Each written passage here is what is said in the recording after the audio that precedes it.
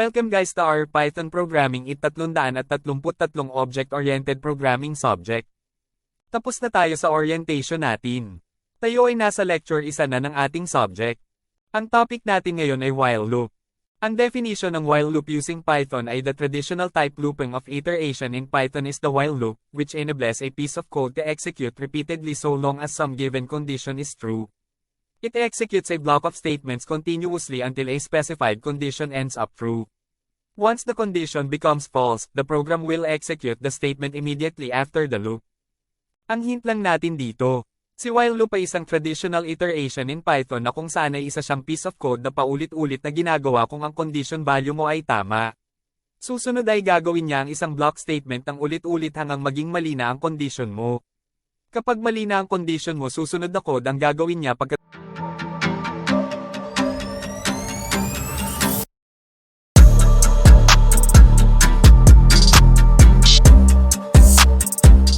Ngayon tapos na tayo sa pag-define ng meaning ng looping at sana naintindihan natin kung ano ang ibig sabihin ng while. Para mas maintindihan natin, mayroon tayong flowchart ng while loop. Nakikita nyo sa baba. Start na flowchart ay papunta sa condition. Sa condition ay nagkukumpara tayo.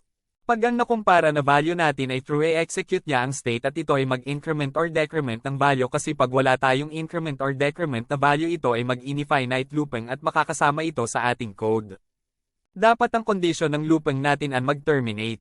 So yun na nga, execute pa rin niya ng paulit-ulit hanggang sa hindi na tumugma ang value niya sa condition at ito ay maging false.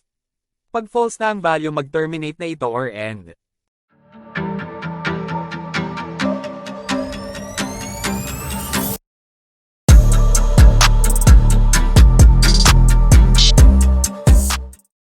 Alam na natin ang flowchart ng while loop, ngayon naman alamin natin ang syntax ng while loop para hindi tayo magkaroon ng error at hindi tayo malito kung paano i-code si while loop.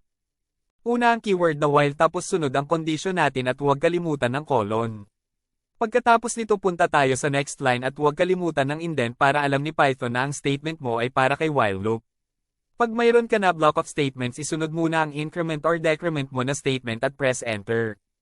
Doon na nagtatapos ang code natin sa while loop. Ito naman ang example natin sa baba ng while loop. Execute nyo ito sa computer nyo ang example na code. Salamat sa pakikinig at sa uulitin.